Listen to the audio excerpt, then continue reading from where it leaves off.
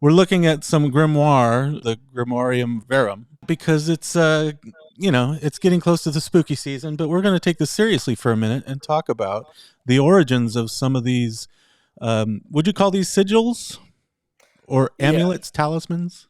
Well, those are the sigils for each of the entities that you want to talk to, I guess. Mm-hmm. But we were just going over the names that there were two French as well as two Italian editions, and that essentially you're going to find within the 1700s and the 1800s, it's going to be very this frankly diabolical and very dark. Like it seems like the writers or whoever's putting together these rituals was kind of disappointed by how not edgy the Renaissance grimoires was, and ends up like just absolutely pushing the edge of all of the mustache twirling villainy of how to make someone love you and how to compel a woman to dance until she dies. So it's Oh, really damn. Wow, that's making hand of glory from a hanged man's hand. It's a candle that allows you to steal things without being heard or seen, I guess. So it's just some bizarre stuff. right. That's really interesting. But so yeah, I was noticing some of these. Can Go I ahead. like I would be curious. I don't know if you know this, like why they pushed it to such a dark place, like why they wanted to go in that direction with this. It's about scribal drift. So essentially, as the years marched Wait, on, what you did you have just say? It's about scribal drip. drift, Oh, scribal scribal drift. drift. Okay, so it's like they're playing a game of telephone. Now, what you have on the screen right now is scribal drip, all these cool little symbols and stuff like Yeah, drip. It's very drippy. See, I have kids. I know these words. All Yes, right, yes, so yes. But when you say scribal drift, I imagine that's like one scribe it transcribes something from a document and it gets transcribed again, and with each iteration it gets slightly different, and therefore it's very different from the original. precisely. Okay. So you're having it. This is like the culture, as time went on, alters the perception of what it is.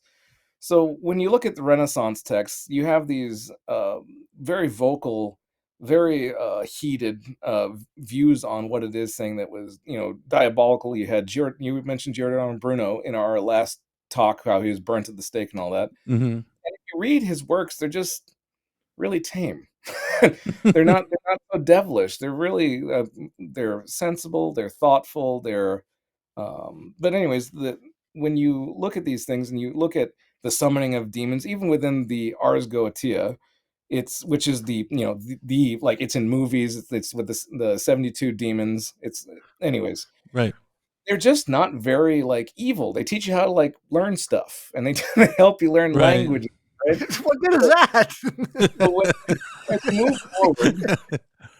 as you move forward, and then you have printing presses becoming more available and word of mouth and communication becoming more available, you get these rumors of things being so dark and so evil. You have these stories about like John Dee, who I talked about last time, where he was a necromancer and did these horrible things which he didn't even do at all. Mm-hmm. uh, so you have these grimoires that are kind of living up to that reputation. Yeah.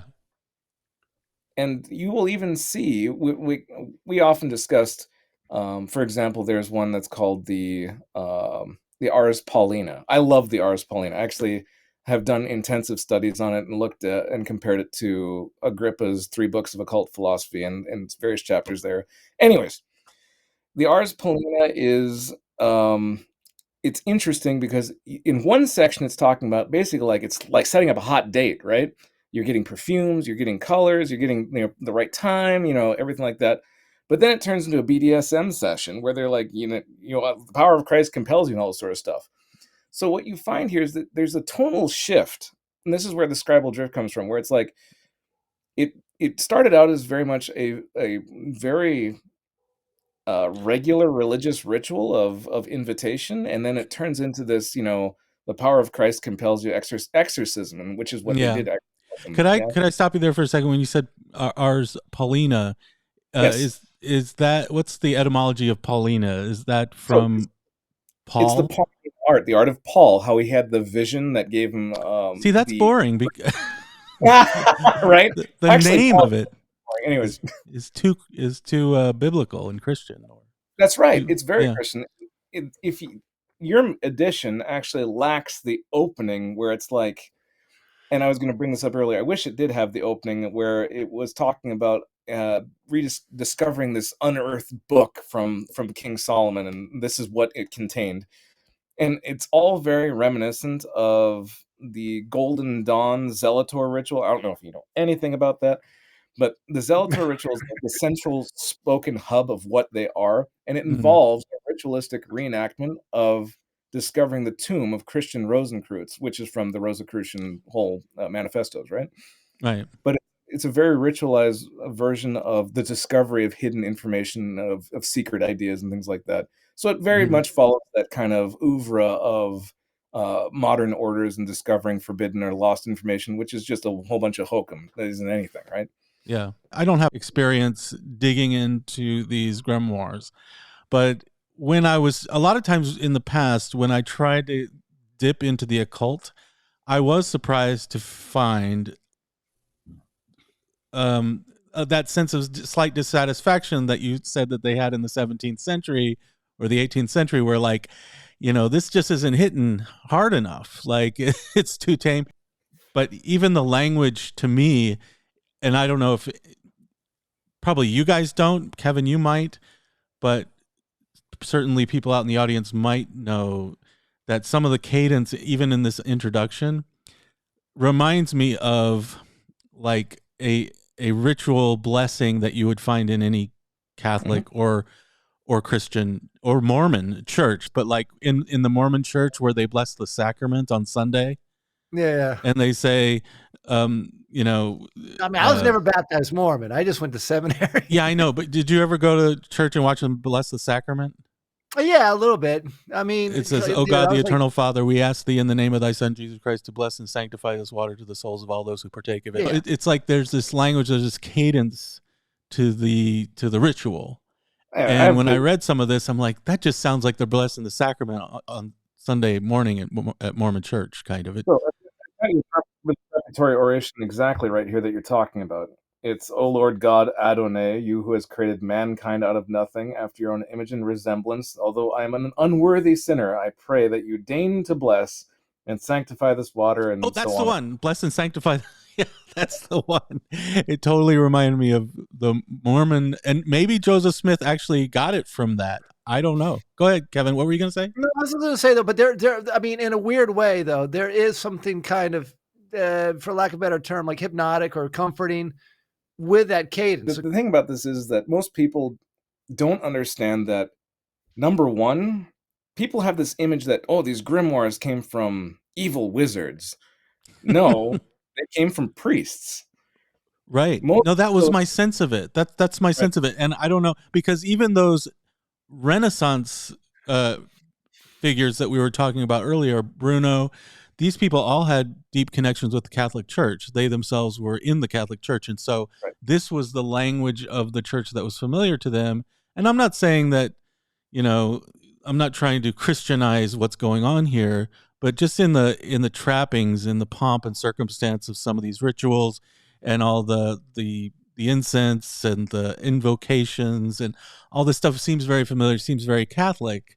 Yep. And I think I told you, was it you I was talking to? And Kevin knows this. Like, I grew up with a Mormon mom and a Catholic father, and I won't go into any of that so much, other than to say that they fought for his eternal soul the whole time. They fought over my eternal soul.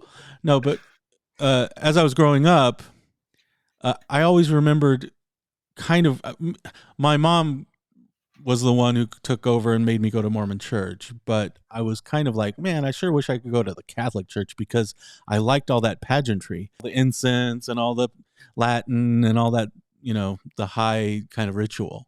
I actually was on track to become a Catholic priest in my youth. So really, yes. So wow. It is I took a different turn. Yes. But do you sense that there's that connection between some of the stuff and Catholicism? I'm just like guessing here, but it had to come from somewhere. I mean, the background was there. I mean, if you equate it to a band, right? I mean, like Black Sabbath came out of the Beatles. You know what I'm talking about? And the Beatles are nowhere near as dark as Sabbath, but it's the same tools. It just went in a different direction. If I, I mean, right. Is that Close? Yeah, I mean, and scholars debate the origins of these things, and I'm sure it gets very heated. But you're right; everything has an origin and a predecessor, and I know that gets very contentious. What were you going to say, Anthony, about this? Oh, so the big thing that people need to understand is that those clergy were desperately trying not to get burnt at the stake. So Right, what right. you're seeing is a very, you said, well, I don't want to say that they're Christianizing it. They freaking were. It's Oh, okay. exactly what it is.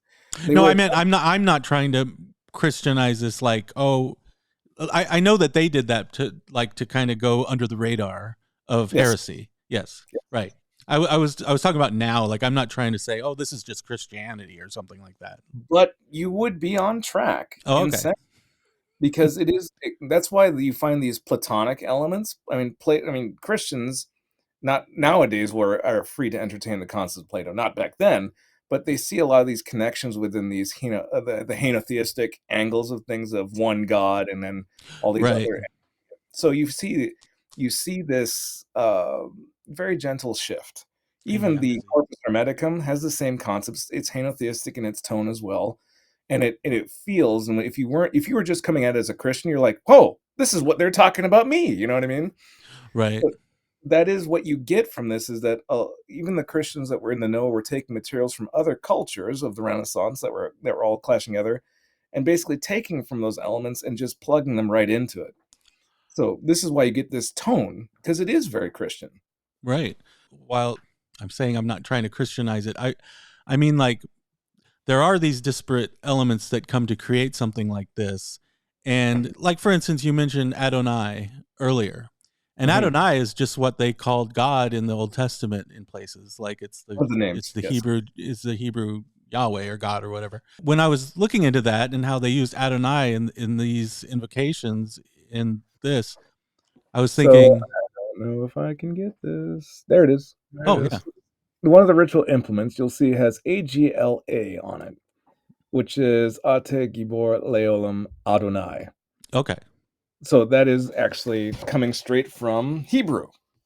You Right, will see that all over the place in there. Yeah, absolutely. But what I'm saying is, I was like, Adonai, that sounds a lot like Adonis,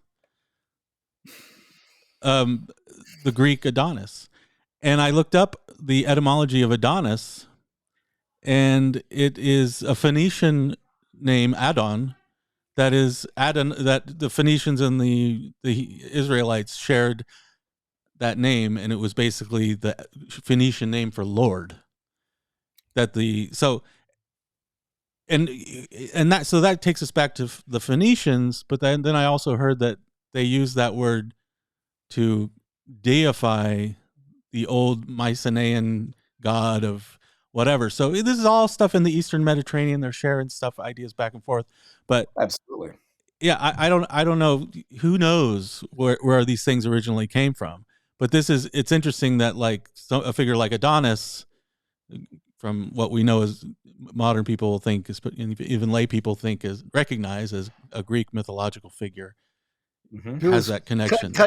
Was quite a dashing fellow. I hear he's quite a dashing fellow.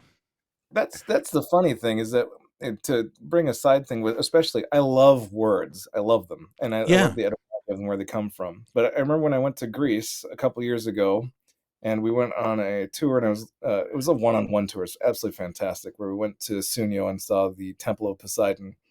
We ate this beautiful restaurant, and people kept on pointing this out when I said my name was Anthony. And they'd go, "Oh, Adonis." I'm like, "How are those two words linked together? They're aren't even remotely close to each other." But the proprietor of an amazing seafood restaurant we went to, his name was Adonis. And they're like, "Hey, it's Adonis." And his name, and they're like, "Oh yeah." I'm like, "I don't know what you're doing. What do you mean, oh yeah?" But yeah, there are linguistic ties between things that are really fascinating. And I want to actually get into something more relevant to this. Okay. I used the word on purpose earlier, saying that this was diabolical, right? And I love the word diabolical because it comes from the Greek is diaboline, which means thrown across. Now, if you look at Christian sources that were attempting to really harangue this to fit what it was, they're like, "Oh yeah, words thrown across like an accuser." I'm like, that's highly contextual, don't you think? Right. So diaboline being thrown across could just as easily be put to the concept of bridge building.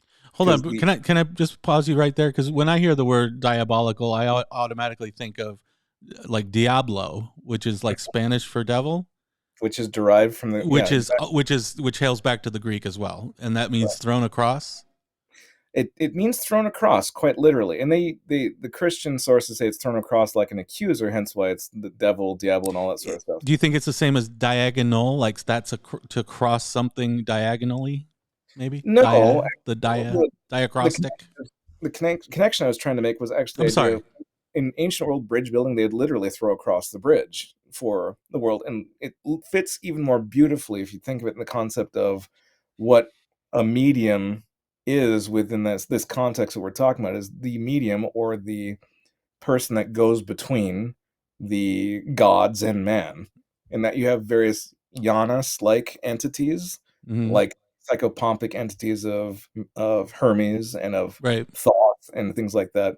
So the word diabolical is something that I kind of hold dear in some ways, because it's a highly misunderstood word that was repurposed within that cultural rift between the pagans and the Christians and things like that. So a god like Hermes is a very diabolical god in that narrowly specific, like, technical definition of diabolical. Right. That's exactly the concept. So when you see this is diabolical, I'm like, well, technically it all is, but yeah.